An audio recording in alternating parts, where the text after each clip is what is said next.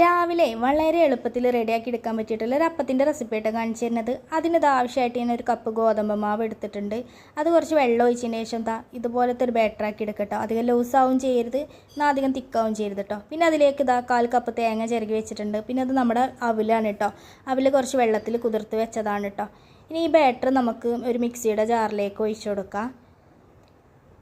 അപ്പോൾ ഇങ്ങനത്തെ ഒരു ലൂസ് പരുവത്തിലാണ് നമ്മുടെ ബാറ്റർ കിട്ടേണ്ടത്. നല്ലപോലെ ലൂസായി കഴിഞ്ഞാൽ നമ്മുടെ അപ്പം റെഡി ആവില്ല കേട്ടോ. അപ്പോൾ ഒരു പാകത്തിന് വെള്ളം ചേർക്കുക. പിന്നെ അതിലേക്ക് 1/4 കപ്പ് തേങ്ങയും കൂടെ ഞാൻ ചിരകി ഇട്ട് കൊടുത്തിട്ടുണ്ട്. പിന്നെ നമ്മൾ കുതിർത്ത് വെച്ചിട്ടുള്ള അവലിൻ്റെ പകുതി ഭാഗം കൂടി ഇതിലേക്ക് ചേർത്ത് കൊടുക്കുന്നുണ്ട് കേട്ടോ. ഇനി ഇത് നല്ല പോലെ തന്നെ നമുക്കൊന്ന് മിക്സിയിൽ അരച്ചെടുക്കാം കേട്ടോ. നല്ല പോലെ അരച്ചെടുക്കണം. അപ്പോൾ നമുക്ക് ചപ്പാത്തിയും കാര്യങ്ങളൊക്കെ ഇഷ്ടമല്ല എന്നുണ്ടെങ്കിൽ ഈ ഒരു അപ്പം ചെയ്ത് നോക്കട്ടോ. ചപ്പാത്തിയും കാര്യങ്ങളൊക്കെ മടുത്തുകണമെന്നുണ്ടെങ്കിൽ നമുക്ക് ഇങ്ങനെ ഒരു അപ്പം റെഡിയാക്കിയിട്ട് കഴിക്കാൻ വേണ്ടിയിട്ട് നല്ല ടേസ്റ്റ് ആണ്. നല്ല കറിയും കാര്യങ്ങളൊക്കെ ഉണ്ടെന്നുണ്ടെങ്കിൽ നമുക്ക് ഈ ഒരു അപ്പം എളുപ്പത്തിൽ തന്നെ റെഡിയാക്കി എടുക്കട്ടോ. പിന്നെ നമ്മുടെ ബാറ്ററൊക്കെ അരച്ച് റെഡിയാക്കി എടുത്തിട്ടുണ്ട്. ഇനി അതിലേക്ക് ആവശ്യത്തിനനുസരിച്ചുള്ള ഉപ്പ് ചേർത്ത് കൊടുക്കട്ടോ.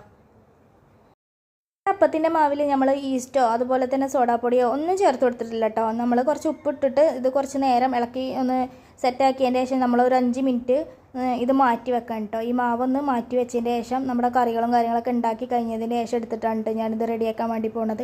അപ്പോൾ ഇങ്ങനെ നമ്മുടെ മാവൊന്ന് ചെറിയ രീതിയിലൊന്ന് പൊങ്ങി വരും കേട്ടോ.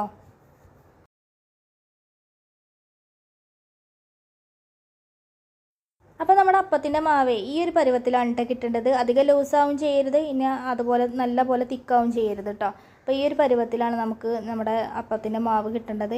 ഇനി ഒരു 5 മിനിറ്റ് ഇത് റെസ്റ്റ് ചെയ്യാൻ വേണ്ടിയിട്ട് വെക്കാം. ഇനി നമുക്ക് വേറെയുള്ള കാര്യങ്ങളൊക്കെ ചെയ്യുമ്പോക്കിന് ഈ മാവൊന്ന് റെഡിയായി വരും കേട്ടോ. അപ്പോൾ നമ്മുടെ മാവ് നല്ല രീതിയിൽ തന്നെ സെറ്റായി വന്നിട്ടുണ്ട്. ഇനി ഇത് തുറന്നിട്ട് നമുക്ക് ഇതുപോലെ ഒരു പാൻ വെച്ചിട്ട് ചുട്ടെടുക്കാം കേട്ടോ. അപ്പോൾ നമ്മുടെ ചട്ടി ചൂടായി വരുന്ന സമയത്ത് നമുക്കിത് ഓയിലോ നെയ്യോ ഒന്നും തടവി കൊടുക്കേണ്ട ആവശ്യമില്ല കേട്ടോ. അപ്പോൾ നമ്മുടെ ചട്ടി നല്ല പോലെ തന്നെ ചൂടായി വന്നിട്ടുണ്ട്. ഇനി അപ്പത്തിൻ്റെ മാവൊന്ന് ഒഴിച്ചു കൊടുത്ത് ജസ്റ്റ് ഒന്നിങ്ങനെ പരത്തി കൊടുത്തതിന് ശേഷം നമുക്ക് ഒന്ന് അടച്ച് വെക്കാം കേട്ടോ.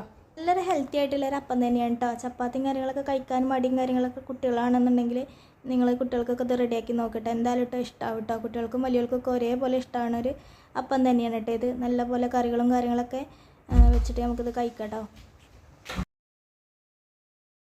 നമ്മുടെ അപ്പം നല്ല രീതിയിൽ തന്നെ വെന്ത് വന്നിട്ടുണ്ട് കേട്ടോ. ഈ സമയം നമുക്ക് തിരിച്ചിട്ട് കൊടുക്കേണ്ട ആവശ്യമൊന്നുമില്ല, അടച്ച് വെച്ച് തന്നെ വേവിക്കാം കേട്ടോ.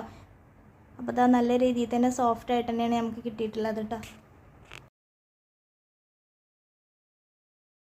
രാവിലെ തന്നെ നമുക്ക് വളരെ എളുപ്പത്തിൽ റെഡിയാക്കി എടുക്കാൻ പറ്റിയിട്ടുള്ള ഒരു അപ്പത്തിൻ്റെ റെസിപ്പിയാണ് കേട്ടോ ഇത്. അപ്പോൾ നമുക്ക് ഹെൽത്തി ആയിട്ടുള്ളൊരു ഫുഡ് തന്നെയാണ് കേട്ടോ ഇത്. നമുക്ക് ഇഷ്ടപ്പെട്ട കറികളുടെ ഒക്കെ കൂടെ കഴിക്കാൻ വേണ്ടിയിട്ട് നല്ല ടേസ്റ്റ് തന്നെയാണ്. അപ്പോൾ നിങ്ങൾക്ക് ഈ റെസിപ്പി ഇഷ്ടമായിക്കണമെന്നുണ്ടെങ്കിൽ നിങ്ങൾ എന്തായാലും എൻ്റെ ചാനലിന് സബ്സ്ക്രൈബ് ചെയ്യുക, അതുപോലെ ഷെയർ ചെയ്യുക, ബെൽ ബട്ടൺ അമർത്തുക, നിങ്ങളുടെ കമൻറ്റും കാര്യങ്ങളൊക്കെ അറിയിക്കട്ടോ. നിങ്ങൾക്ക് ഇഷ്ടപ്പെട്ട കറികളും കാര്യങ്ങളൊക്കെ കൂട്ടിയിട്ട് കഴിക്കാൻ ഈ അപ്പം വളരെ ടേസ്റ്റ് തന്നെയാണ് കേട്ടോ.